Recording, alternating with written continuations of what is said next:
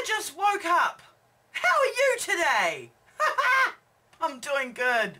Today I'm going to be making my shaving soap. That's right, this is a modification of a recipe by Teach. So come along with me because I want to show you how to make it. Squee! Alright, this soap is dun dun dun dun, hot process, dun dun dun. That's right, I'm making a friggin' hot process soap, guys. Be proud of me. I don't like making hot process soap. But this is the best way that I've found so far to make this shaving soap recipe. It's high in stearic acid and it has a lot of coconut oil, cocoa butter, shea butter. There is a little tiny bit of kawa infused olive oil in there, and I believe that's it. Oh, I think there's also a little bit of glycerin. This particular recipe calls for you to add glycerin, sodium lactate and stearic acid at the end after the cook. But the stearic acid is always a real pain for me, so I added the extra stearic acid in right at the beginning because it's easier to melt that way. There's also some titanium dioxide, there is a fair whack of kaolin clay, and there was also some finely ground pumice powder in there. So that's what you can see on the bottom. All the oils have melted and then there's like an opaque look on the bottom. Now I'm adding my dual lye. So this is sodium hydroxide and potassium hydroxide together here. If you want this recipe, go to Soaping 101 and check out her shaving soap hot process. She gives you the recipe, and that's the recipe that I've modified. I'm not following it exactly. I'm not using tallow, and I've actually played around with this recipe a bit now to switch out. This particular batch I'm making in front of you now has kokum butter, as well as cocoa butter and shea butter, but I've actually played around with switching that kokum butter out to beeswax because I ran out of kokum butter. So you just saw me giving it a mix to a light trace, and now I'm just giving it a really good stick blend. I started off with my whisk because things tend to move a lot faster when it's in the hot pot. I've got everything on high to begin with, and then I bring it down to low for the rest of the cook. So I'm just giving it a really good stick blend here, and to try to make sure that all of those lovely things are all incorporated together into one gorgeous soap.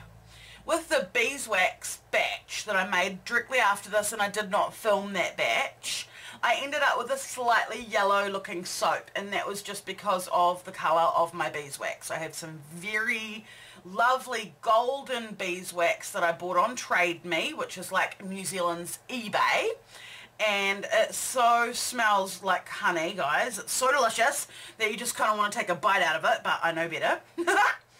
And so that also lended a golden colour. So the final soap, the second batch that I made, didn't look lovely and white like this. So that was the only downside to the beeswax, was the colour change. But I still know the soap is wonderful. They both perform really well, and beeswax is a really good substitute for that kokum butter, which is a hard one to get your hands on. I was lucky enough to have some, which I used the last of in this recipe, because Teach ran a co-op a couple of years back, and she let me purchase through the co-op, and she hooked me up with the kokum butter that she was doing a good deal on, the shea butter that she was doing a good deal on, and the cocoa butter that she was doing a good deal on. So that was really cool. It was exciting to be part of that. So it's been half an hour that it's been cooking away, and now I'm coming back to check on it and give it another stir. It's looking lovely. I am still not 100% confident in my technique for hot process. So if there's anything you're seeing me doing in this video that's wrong, please do not hesitate to comment and let me know. There is only one way I can learn, and that's one thing I love about my soapy community. You guys are always here helping me learn. So if I'm mixing it too much or too often or not enough, if you think it's too hot or not hot enough, please let me know in the comments below. I would really appreciate any tips, especially from people like you, Jamie Kernick, who I know is a hot process master. I would love it, Jamie, if you could leave me a tip as well. So, okay, here I am giving it another stir. I've turned it right down from low to warm, which is the very lowest setting. And I'm adding in some vitamin E. That's what's just gone in there, is some vitamin E, giving that a really thorough mix through. And then I'm going to add in some glycerin and some sodium lactate. I don't think I filmed the sodium lactate going in. The glycerin is like goopy, like almost like honey, but the sodium lactate is like water. So the sodium lactate is good to leave right to the last minute right before you're going to mould, because it can help things to get back to maybe a slightly more fluid state for moulding. Which again, for someone like me who only does cold process, that is the way that I'm used to it. So I'm happy with this now. It is scented in a lovely mix of lemon, orange and cedar wood essential oils, only essential oils, because it's going on the face, and only lightly scented because it's going on the face. You don't want it to be really poggy and stuff, eh? Especially not guys. Well, I gotta say, I really love the soap. I've already used it myself to shave my armpits, TMI, but I love it. It works really, really well. It has a huge, fluffy, creamy lather, and I'm really chuffed, like so stoked with it. I really don't like doing hot process, but this particular batch that you're watching is one of the most successful I feel I've ever done. I love how the soaps look. They don't have, you know, a chunky riced look. They look lovely and creamy. So those two in the front there are from the batch you saw me make. These ones that look sort of slightly caramel coloured, they're the ones with the beeswax that I was talking about.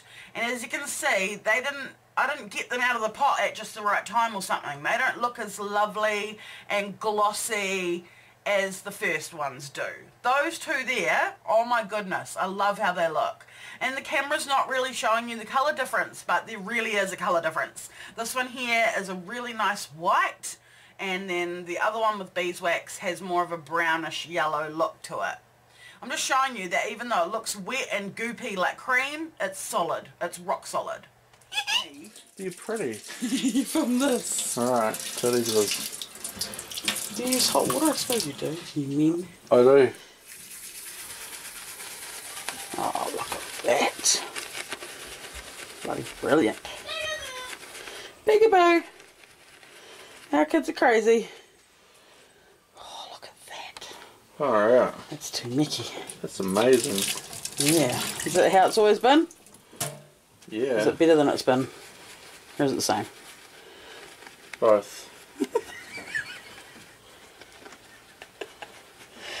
It's pretty good, man. That's pretty impressive. Pretty happy with that. Right, now it's time to shave. Oh, Jesus. Well, thank you so much for watching, guys. I hope you enjoyed watching me make this soap.